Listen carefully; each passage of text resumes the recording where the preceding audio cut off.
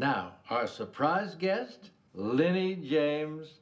Alas, we can't afford her to cast our show, but, well, as casting agents go, she is the best. I don't remember specifically the first time I met Johanna Ray. I think it might have been right after I met him. I think I went to her house and talked to her. But I just remember she was unlike any other casting director I'd ever met. She just had this very calm personality that was sort of an unpressured thing. You know, I think casting directors often are just trying to please the director, or they're trying to please the studio, or they're trying to jam someone, you know, because like, no, because they have 3 more movies coming out, so they're going to be a big star by the time this one comes out. You know, like, so they're doing a different kind of arithmetic. And I think Johanna Ray has that very kind of like, you know, just she walks slowly and just kind of and really encourages David to cast people that she thinks are interesting, or at least, you know, her job is really to bring to understand his sensibility and bring people that he would think are like-minded. I first met David when he was looking for someone for Blue Velvet, and I had just worked for Rafaela De Laurentiis, the producer, and was about to start another film for her. She said, Johanna, as long as you're doing Red Sonja, why don't you take this script home, Blue Velvet, and read it, and then come and meet with David, and you could do them both at the same time. And I said, okay. And the only thing was that I was really embarrassed about was that being given the 2 scripts the night before, I read all of Red Sonja because I had worked with that director, and I was working with him again, and I didn't get to finish Blue Velvet, and confessed to David that I hadn't completely finished it, which some directors would just like say, oh, well, then you may as well leave.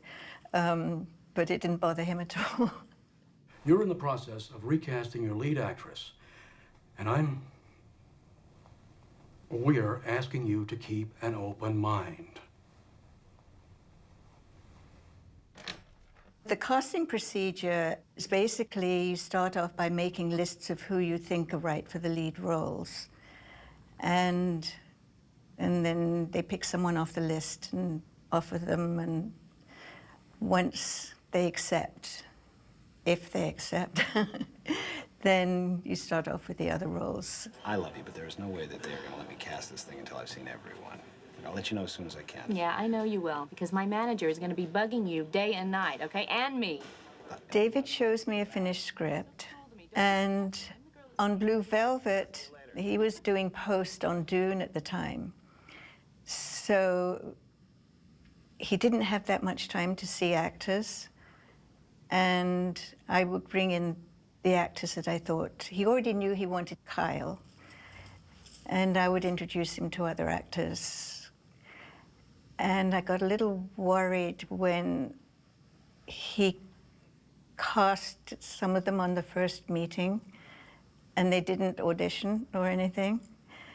And I said, well, don't you want them to read for the role? And also, he liked to look at the headshots. And so I knew for the next time I worked with him that I couldn't let him see any headshot that was of someone who couldn't act. I would put aside the ones with all the good actors and show them to him, and that's how he'd cast. It's as simple as that. And then because the headshots didn't always accurately reflect, you know, what the actors were really like, in my other casting sessions on other jobs, I decided I would take photos of the actors as they came in. And so I have about 24 huge photo albums. And on Mulholland Drive, David said, okay, Johanna, bring your photo albums up. And that's how he picked most of the actors from Mulholland Drive, out of the photo album.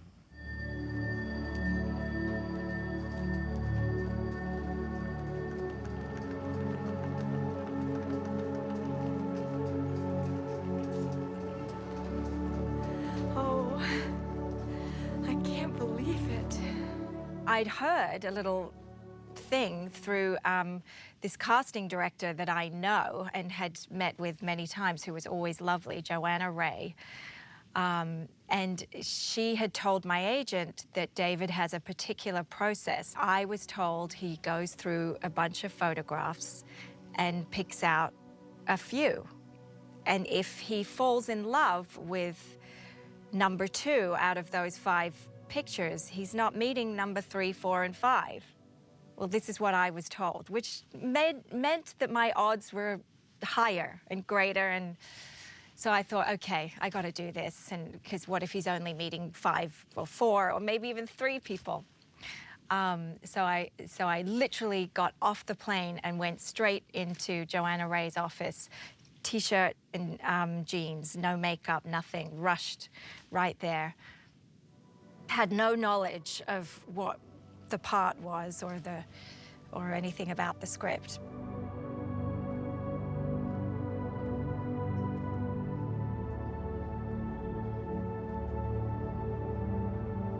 I honestly don't remember when I first found Naomi, because it was actually so long before Mulholland Drive.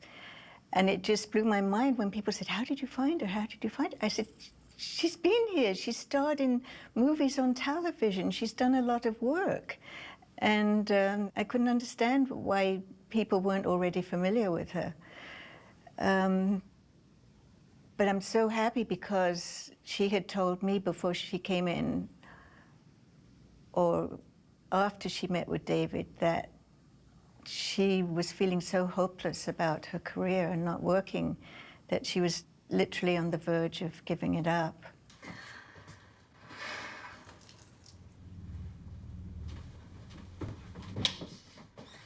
Oh my, I'm sorry. My Aunt Ruth didn't tell me someone was going to be here. I'm so sorry. It's okay. I found Laura Harring.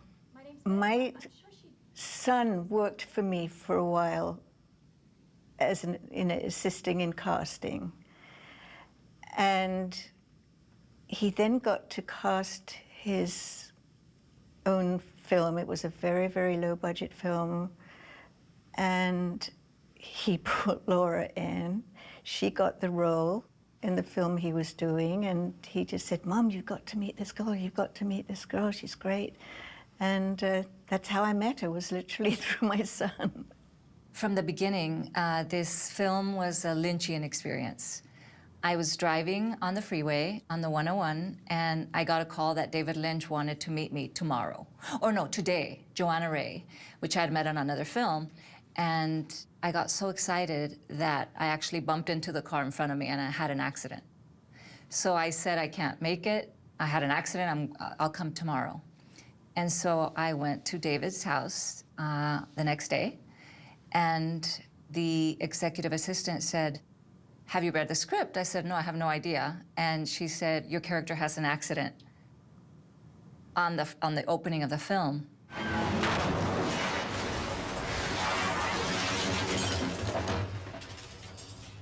And I thought that was so unique, so special. And I had this kind of a feeling that it was going to work out. But before then, I auditioned and I auditioned and I auditioned, and nothing happened. So I became a VJ for MTV and VH1 and hosted a lot of shows for Latin America and did all that. And then when I finally gave up, I'm like, I'm burned out. I don't want to do this anymore. I started doing theater in the downtown arts district here. And I was doing Commedia dell'arte, which was super fun. And that's when I got the call from Johanna Ray. When I gave it all up and I didn't care about acting in film and television anymore, I finally got the call. So I was very, very nervous meeting him. And the first few seconds of the meeting were so intense. Johanna Ray said, "Come very clean-faced and very simple, simply dressed." So I went in a white men's shirt, pants, and a long coat, no makeup. And he sat and looked at me, and he had seen a photo of me. This was the strangest casting experience I've ever had, where I didn't have to audition. He had seen a photo. He wanted to see me that day. I couldn't make it, so I went the next day. And as I walked in the room, he just looked at me and he said, good. Good. Good. So,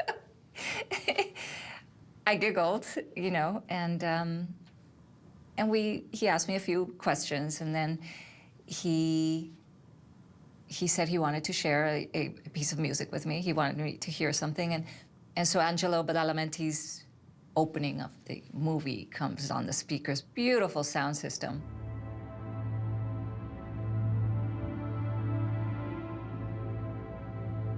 And I naturally, it took me to this place, this very haunting music.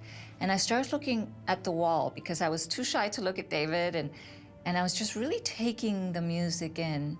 And what I've heard is that when he shares music with actors, he's seeing if he can imagine them in the movie. And I was looking at a wall, and it kind of played very similarly to the movie without me knowing, just looking out the window of the limo in the opening of the movie. And so I think that at that moment, he probably knew that I was the person, but I didn't hear back for years. I mean, for a long time. It seemed like years. What did you say? They fired everyone. Who fired everyone? Justin was the only one that I recall who really had to audition because he was in New York at the time and he couldn't meet with David just like that. So he went on tape in New York and was totally incredible. And so then David requested that he be flown in to meet with him, and that's how it happened. I'd done a failed pilot for CBS, and then I got a call about a project that David Lynch was doing. So immediately I perked up. I was a huge fan of his films, so when this opportunity came up, I was like, are you kidding? Of course. And then they said, but you're gonna go into a casting office, you're gonna answer some questions. And then I think it was months later, I got a phone call completely out of the blue saying, David Lynch wants to meet you. And I was like, great. And he wants to meet you in Los Angeles. And I was like, great. You know, like, when do I go? And they're like, you're leaving today. So I was like, all right, great. And I went to David's house and had no clue what to expect. Just thought, because I didn't have a visual picture of him in my head. I'd never seen a picture of him. So didn't know, I kind of just had a totally different idea of what he'd look like when he answered the door. I thought, obviously, I didn't even think he would answer the door. And he answered the door wearing his khaki pants and a white button-up shirt and a big shock of white hair, sort of like a cresting wave. And he invited me in, and we just started talking. I was actually, I think, thinking that I was going in. There's a wonderful scene in, I think it's Winky's Diner, and it's this very sort of a wonderful performance. He has this long monologue. It's sort of like a 2-page monologue, and I thought that was what I was going in for. And then he said, no, it would be for the role of Adam, and I was like, oh, that's great, you know. So we started reading a couple scenes, and I remember watching David get excited and kind of going like, this is great, you know. And it was just me and him in his office reading scenes. And then he got excited, and I remember him saying something to the effect of like, I wish we were, I just want to start, let's just begin. So I kind of knew that I'd maybe gotten the job. And I left, and I talked to Johanna Ray that evening, and she was like, yeah, I think David really liked you, and you know, let's see if this works out.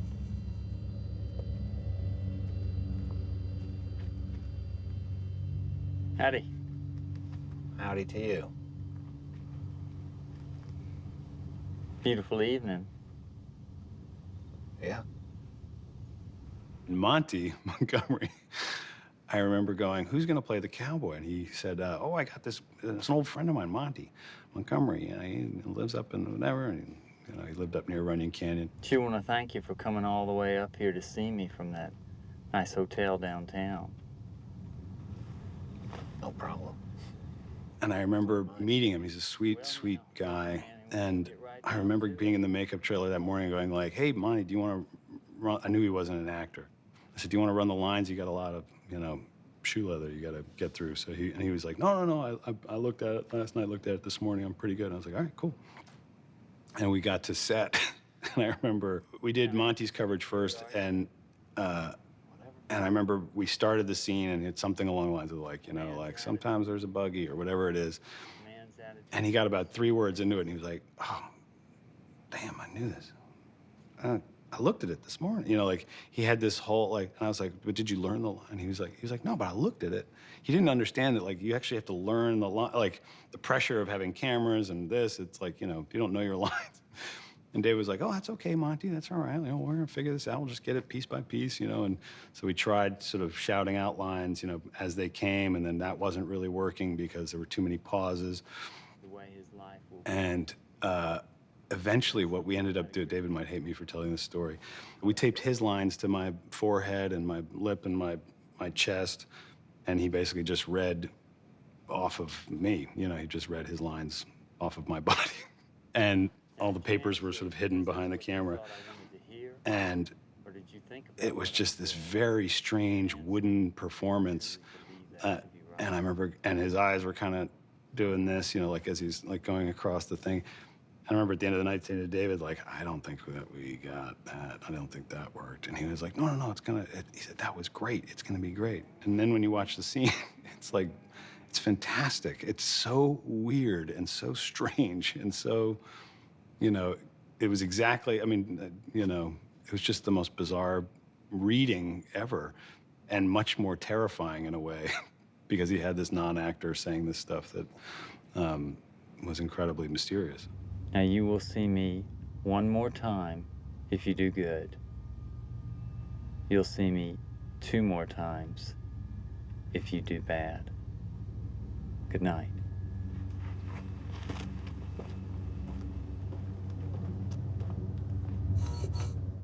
The reason there were so many roles in Mulholland Drive, because there were a lot of characters that you only saw once, was that David knew exactly what he wanted to do with them should it be picked up and become a series, which was the original intent.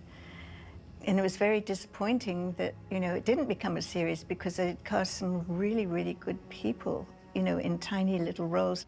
Several people who normally would never play such a small role did it because they knew it was going to be better as the series grew on. I remember we were all very hopeful that we were going to get picked up as a series because obviously it had already done Twin Peaks. And so we were like, well, it could be like that. And I remember while we were shooting, like sort of hearing whispers that like ABC not only wasn't liking the footage, they were kind of tossing it around, like passing tapes around the office, kind of going like, I'm gonna check out what they shot today, and because David will do these takes that, will be, I remember he did one really, I'm probably burned like, 10,000 feet of film of me just like looking, like he's sort of shouting directions from the side. He always uses a megaphone, going like, all right, now you're scared. All right, stop it. All right, now you're this. So he would direct you through these things. He's looking for little pieces of gold to sort of mine out of that. So I'm sure that footage was going back to ABC, and they were just like, why do we need 10 minutes of, someone just staring off into the distance? And, so I remember sort of getting a chip on my shoulder with ABC and kind of going like, I don't like this. And they were showing up occasionally to set, which I think David put a stop to. There was a whole conversation about me smoking. Like that was sort of when they first put like a smoking ban on television. And David just couldn't even fathom that like anyone would tell him what to do. I mean, I think he sort of understood the parameters of nudity and sex and all that. But I remember there was a series of memos or something that went back and forth that were like, Justin can't smoke. And David's answer was like, but people smoke. In life, he couldn't wrap his head around like, I don't get, but people smoke. Like it's not like they don't smoke. And then there was another memo that got kicked back, like Justin can smoke, but must reference trying to quit at some point. So, they wanted me to sort of be like, and God, I gotta quit these things, like they're so bad for your health and I can't believe I'm smoking, or whatever that was. And then there was, I think the last one that came was like, Justin can can smoke but must have a hacking cough or something like.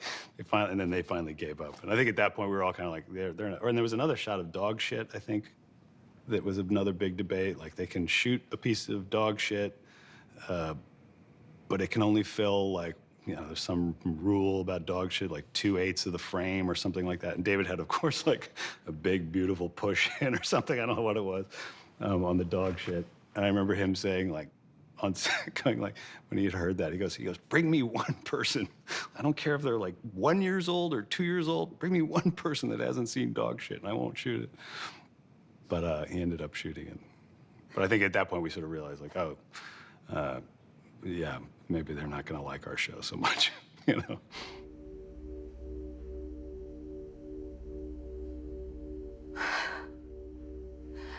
Camilla. You've come back. I didn't know that I would have Betty Elms and Diane. The character that I thought I was playing in Mulholland Drive was just Betty Elms. And through the 2-hour pilot that we shot, I got an inkling that she was going to go in some different places and a different direction altogether. But who knew I was going to get Diane? Diane was freaky. And I figured that, you know, once it was all put together, that Diane was the true character and Betty was the alter ego, the dream she wanted. Yeah, Diane was messed up. She was, and that's the fun. That's the fun right there for an actor to just latch on to the cuckoo side of things. And she was jealous, she was dark, she was sexual, she was violent, she was awkward. She had all of those things that are fun for an actor to play. And, you know, in life, we present ourselves as these people and we have to behave ourselves and be pleasant and well-mannered. And it's fun to be an actor and get to try other things, you know, and put it on the screen. So when we finished the pilot, and I got a call from David, and he said, Laura, Mulholland Drive is dead in the water. And there was so many feelings I had that it wasn't so. And David says it in interviews. He said, Laura always believed. I just believed that something was going to happen and it would, in the end, get picked up. It didn't get picked up. It was made into a feature, which is even nicer. And he called Naomi and I to come to his house, and he sat, I think Naomi was on his right and I was on his left, and he said, girls, Mulholland Drive is going to be an international feature film. And then he turned to me and he goes, but there's going to be nudity. And he took his hand out and I shook his hand. And then I went, oh boy, what did I just do? And David, being, you know, such a gentleman, he said, it's going to be very tasteful. You don't have to do anything that's not, you know, comfortable. And he gave me his word that I wouldn't be fully exposed, and he kept his word.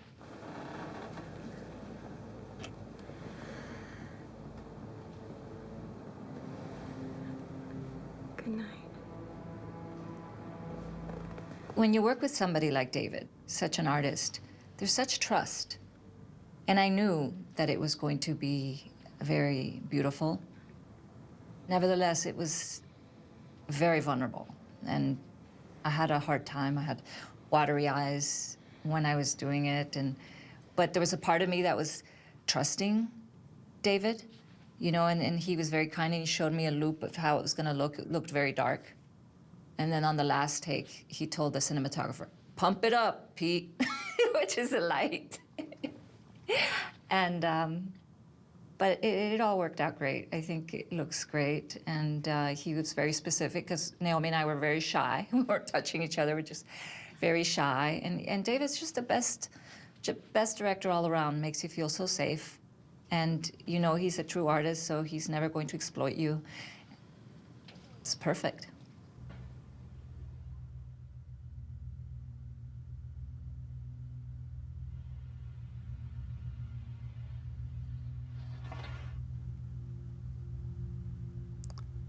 Good afternoon, Mr. Roque. Her name is Camilla Rhodes. The director doesn't want her. Do you want him replaced? You'd think that like making a David Lynch film is this incredibly dark and serious kind of, but he's a very light person, like a very light personality.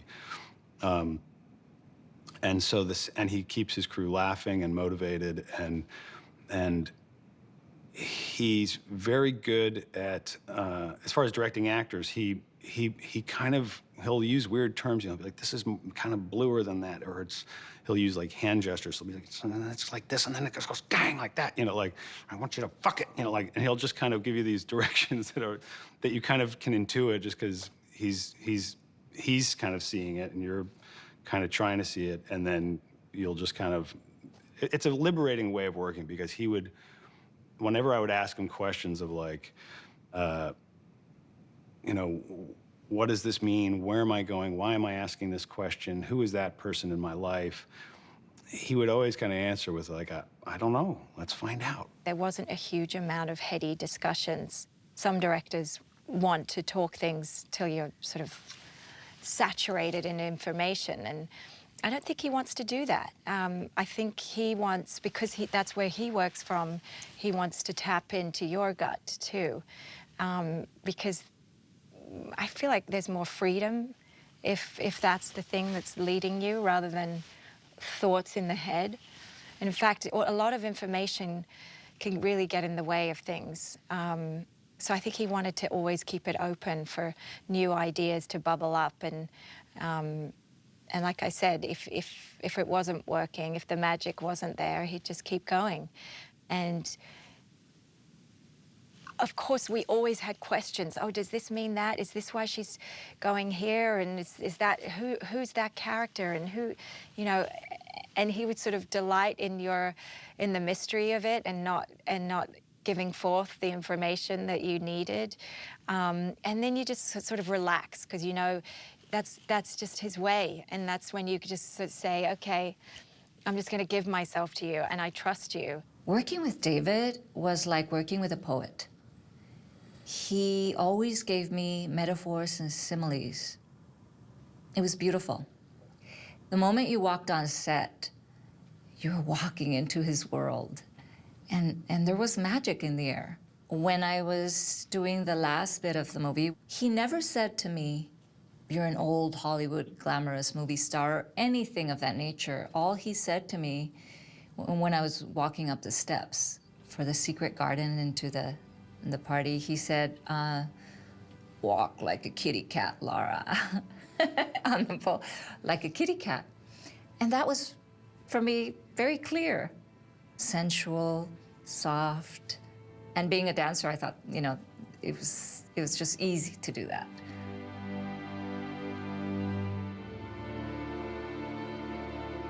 It's great seeing the film for the first time, always. And, getting little surprises sometimes and seeing how David had the actor play the role, which might have been different from what I was expecting, and seeing, how creative and brilliant he is. And it's not always great seeing the film that you just worked on, but in David's case, it is. To me, it's a personal journey, and, being a meditator myself, and being very familiar with how the mind works, I find a lot of metaphors in his movies. And I think that's why people resonate with his pieces. I think there's some deep philosophical messages, questions, experiences as a human being that we all go through.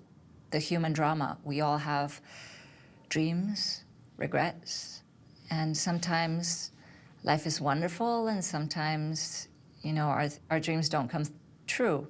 And I think David touches on that a lot in Mulholland Drive, at least to me, in my interpretation.